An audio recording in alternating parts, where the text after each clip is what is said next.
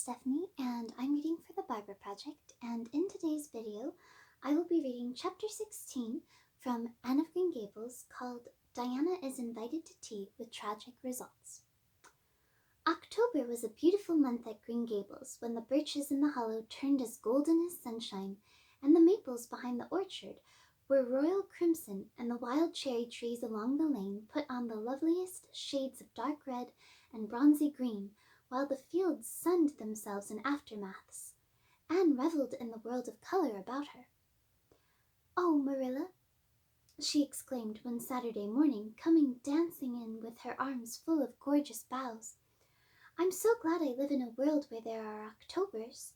It would be terrible if we just skipped from September to November. Wouldn't it? Look at these maple branches. Don't they give you a thrill? Several thrills. I'm going to decorate my room with them." "Messy things," said Marilla, whose aesthetic sense was not noticeably developed. "You clutter up your room entirely too much with out-of-doors stuff, Anne. Bedrooms were made to sleep in." "Oh, and dream in too, Marilla. And you know one can dream so much better in a room where there are pretty things. I'm going to put these boughs in the old blue jug and set them on my table. Mind you don't drop leaves all over the stairs then. I'm going to a meeting of the Aid Society at Carmody this afternoon, Anne, and I won't likely be home before dark. You'll have to get Matthew and Jerry their supper, so mind you don't forget to put the tea to draw until you sit down at the table as you did last time." "It was dreadful of me to forget," said Anne apologetically. "But that was the afternoon I was trying to think of a name for Violet Val, and it crowded other things out. Matthew was so good. He never scolded a bit. He put the tea down himself and said we could wait a while as well as not. And I told him a lovely fairy story while we were waiting, so he didn't find the time long at all. It was a beautiful fairy story, Marilla. I forgot the end of it, so I made up an end for it myself, and Matthew said he couldn't tell where the join came in." "Matthew would think it all right, Anne, if you took a notion to get up and have dinner in the middle of the night.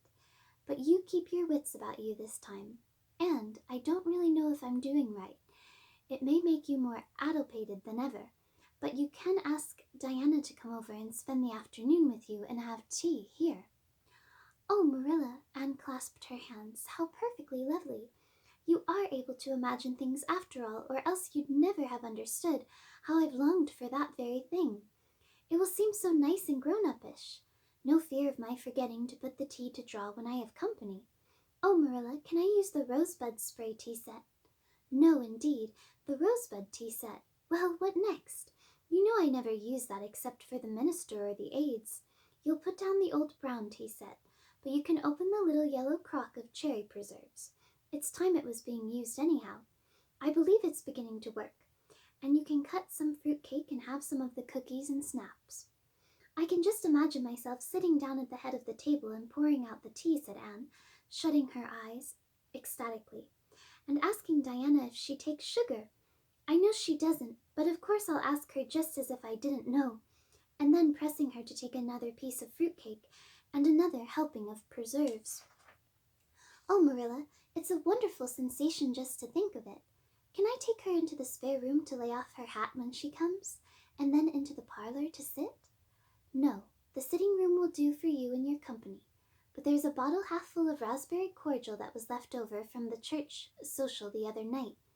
It's on the second shelf of the sitting room closet, and you and Diana can have it if you like, and a cookie to eat with it along in the afternoon, for I dare say Matthew will be late coming in to tea since he's hauling potatoes to the vessel." Anne flew down to the hollow, past the Dryad's Bubble and up the spruce path to Orchard Slope to ask Diana to tea. As a result, just after Marilla had driven off to Carmody, Diana came over dressed in her second best dress and looking exactly as it is proper to look when asked out to tea. At other times she was wont to run into the kitchen without knocking, but now she knocked primly at the front door, and when Anne, dressed in her second best, as primly opened it, both little girls shook hands as gravely as if they had never met before. This unnatural solemnity lasted until after Diana had been taken to the east gable to lay off her hat and then had sat for 10 minutes in the sitting room, toes in position. "How's your mother?" inquired Anne politely, just as if she had not seen Mrs. Barry picking apples that morning, in excellent health and spirits. She is very well, thank you. I suppose Mr. Cuthbert is hauling potatoes to the Lily Sands this afternoon, is he? Said Diana, who had ridden down to Mr. Harmon Andrews that morning in Matthew's cart. Yes, our potato crop is very good this year. I hope your father's potato crop is good too. It is fairly good, thank you. Have you picked many of your apples yet? Oh, ever so many, said Anne, forgetting to be dignified and jumping up quickly. Let's go out to the orchard and get some of the red sweetings, Diana. Marilla says we can have all that I left on the tree. Marilla is a very generous woman. She said we could have fruitcake and cherry preserves for tea. But it isn't good manners to tell your company what you are going to give them to eat, so I won't tell you what she said we could have to drink. Only it begins with an R and a C, and it's a bright red color. I love bright red drinks, don't you? They taste twice as good as any other color. The orchard, with its great sweeping boughs that bent to the ground with fruit, proved so delightful that the little girls spent most of the afternoon in it, sitting in a grassy corner where the frost had spared the green and the mellow autumn sunshine lingered warmly, eating apples and talking as hard as they could. Diana had much to tell Anne of what went on in school. She had to sit with Gertie Pye, and she hated it. Gertie squeaked her pencil all the time, and it just made her, Diana's, blood run cold. Ruby Gillis had charmed all her warts away, true's you live, with a magic pebble that old Mary Joe from the creek gave her. You had to rub the warts with the pebble and then throw it away over your left shoulder at the time of the new moon, and the warts would all go. Charlie Sloane's name was written up with M. White's on the porch wall, and M. White was awful mad about it. Sam Bolter had sassed Mr. Phillips in class, and Mr. Phillips whipped him, and Sam's father came to the school and dared Mr. Phillips to lay a hand on one of his children again. And Mattie Andrews had a new red hood and a blue crossover with tassels on it, and the airs she put on about it were perfectly sickening. And Lizzie Wright didn't speak to Mamie Wilson because Mamie Wilson's grown-up sister had cut out Lizzie Wright's grown-up sister with her bow, and everybody missed Anne so and wished she'd come to school again, and Gilbert Blythe. But Anne didn't want to hear about Gilbert Blythe. She jumped up hurriedly and said, "Suppose they go in and have some raspberry cordial." Anne looked on the second shelf of the room pantry, but there was no bottle of raspberry cordial there. Search revealed it away back on the top shelf. Anne put it on a tray and set it on the table with a tumbler. "Now please help yourself, Diana," she said politely. "I don't believe I'll have any just now. I don't feel as if I wanted any after all those apples." Diana poured herself out a tumblerful, looked at its bright red hue admiringly, and then sipped it daintily. "That's awfully nice raspberry cordial, Anne," she said. "I didn't know raspberry cordial was so nice. I'm real glad you like it. Take as much as you want. I'm going to run out and stir the fire up. There are so many responsibilities on a person's mind when they're keeping house, isn't there?" When Anne came back from the kitchen, Diana was drinking her second glassful of cordial, and, being entreated thereto by Anne, she offered no particular objection to the drinking of a third. The tumblerfuls were generous ones, and the raspberry cordial was certainly very nice. "The nicest I ever drank," said Diana. "It's ever so much nicer than Mrs. Lynde's, although she brags of hers so much. It doesn't taste a bit like hers." "I should think Marilla's raspberry cordial would probably be much nicer than Mrs. Lynde's," said Anne loyally. "Marilla is a famous cook. She is trying to teach me to cook, but I assure you, Diana, it is uphill work. There's so little scope for imagination in cookery. You have to go by rules. The last time I made a cake, I forgot to put the flour in. I was thinking the loveliest story about you and me, Diana. I thought you were desperately ill with smallpox and everybody deserted you, but I went boldly to your bedside and nursed you back to life.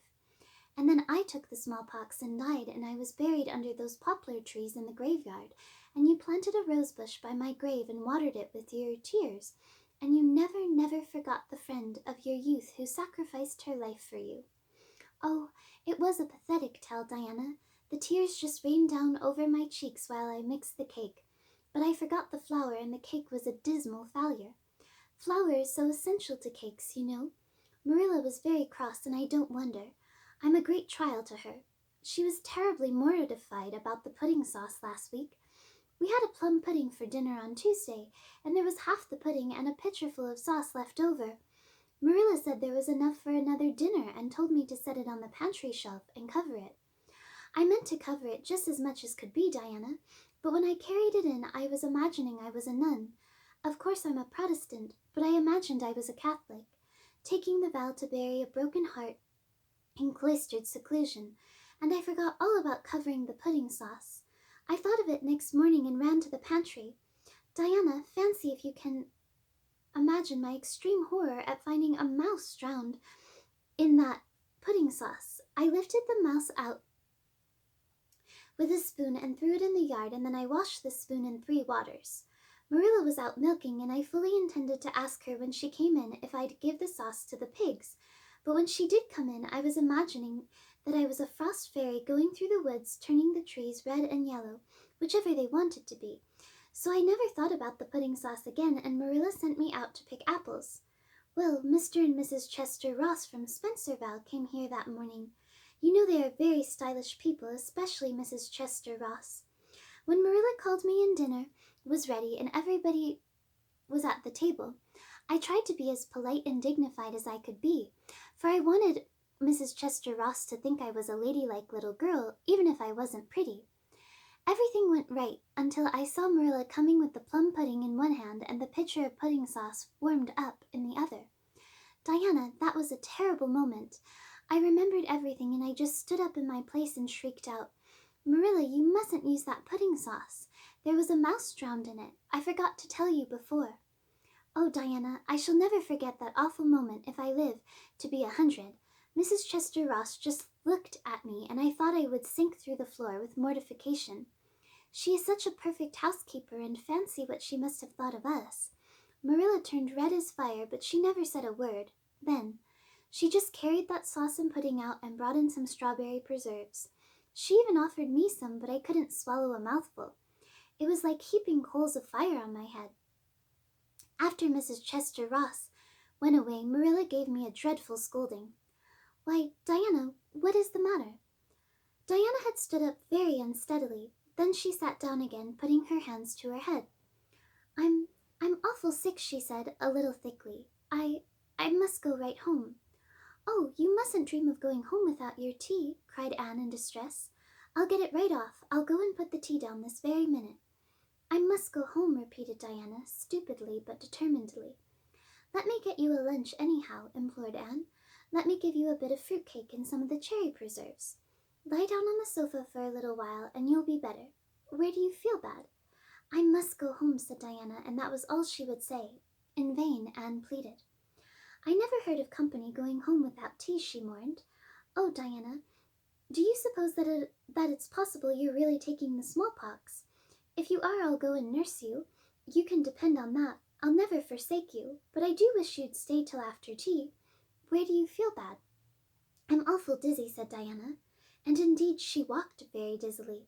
Anne, with tears of disappointment in her eyes, got Diana's hat and went with her as far as the Barry yard fence.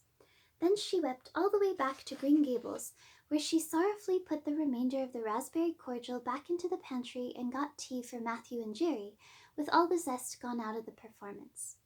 The next day was Sunday, and as the rain poured down in torrents from dawn till dusk, Anne did not stir abroad from Green Gables. Monday afternoon Marilla sent her down to Mrs. Lynde's on an errand. In a very short space of time Anne came flying back up the lane with tears rolling down her cheeks. Into the kitchen she dashed and flung herself downward on the sofa in an agony. Whatever has gone wrong now, Anne? Queried Marilla in doubt and dismay. I do hope you haven't gone and been saucy to Mrs. Lynde again. No answer from Anne save more tears and stormier sobs. Anne Shirley, when I ask you a question I want to be answered. Sit right up this very minute and tell me what you are crying about. Anne sat up, tragedy personified. Mrs. Lynde was up to see Mrs. Barry today, and Mrs. Barry was in an awful state, she wailed. She says that I set Diana drunk Saturday and sent her home in a disgraceful condition.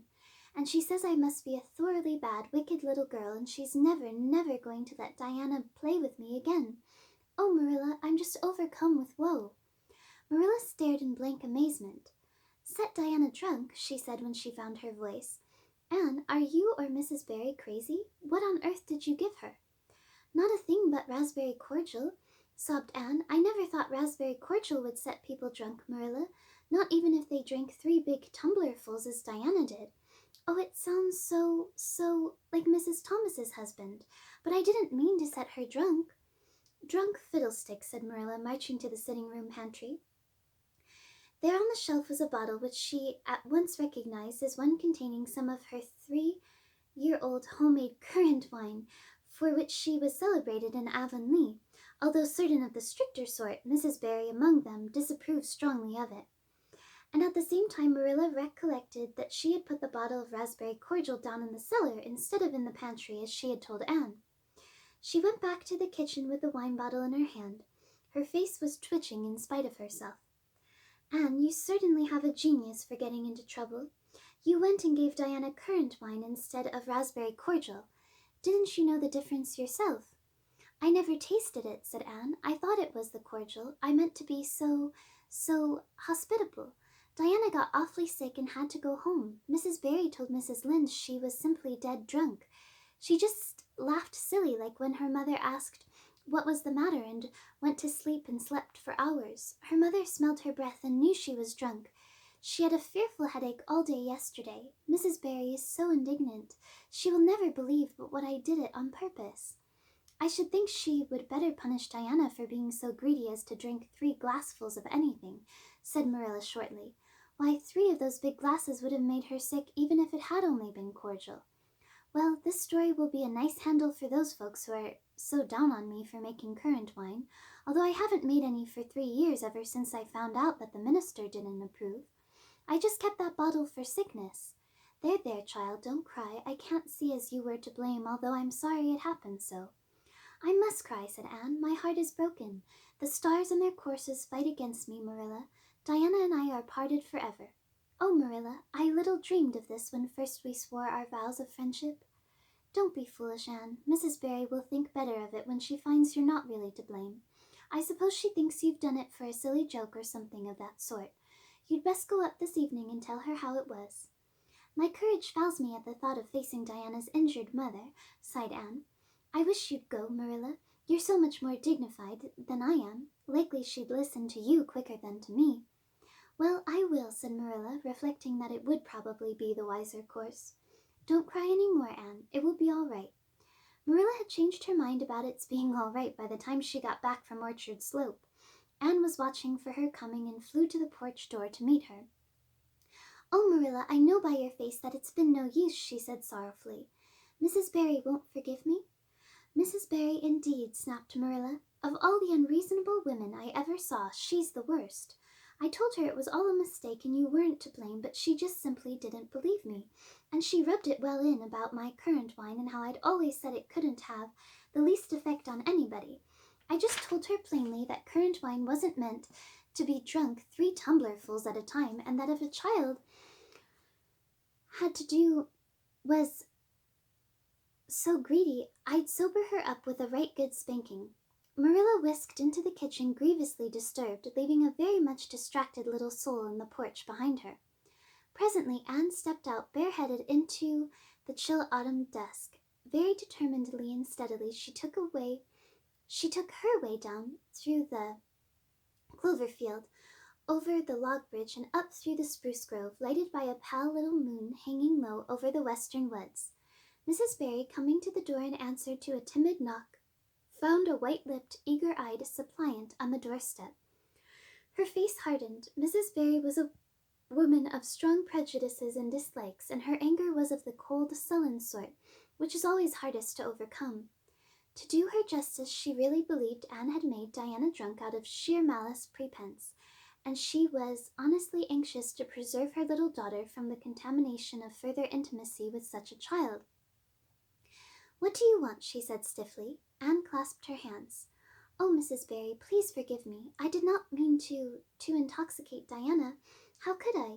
Just imagine if you were a poor little orphan girl that kind people had adopted and you had just one bosom friend in all the world. Do you think you would intoxicate her on purpose? I thought it was only raspberry cordial. I was firmly convinced it was raspberry cordial. Oh, please don't say that you won't let Diana play with me any more. If you do, you will cover my life with a dark cloud of woe. This speech, which would have softened good Mrs. Lynde's heart in a twinkling, had no effect on Mrs. Barry except to irritate her still more.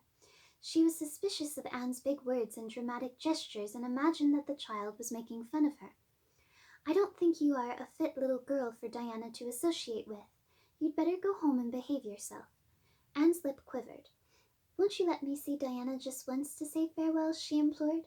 "Diana has gone over to Carmody with her father," said Mrs. Barry, going in and shutting the door. Anne went back to Green Gables calm with despair. "My last hope is gone," she told Marilla. "I went up and saw Mrs. Barry myself, and she treated me very insultingly. Marilla, I do not think she is a well-bred woman. There is nothing more to do except pray, and I haven't much hope that that'll do much good, because, Marilla, I do not believe that God himself can do very much with such an obstinate person as Mrs. Barry." "Anne, you shouldn't say such things," rebuked Marilla, striving to overcome that unholy tendency to laughter which she was dismayed to find growing upon her.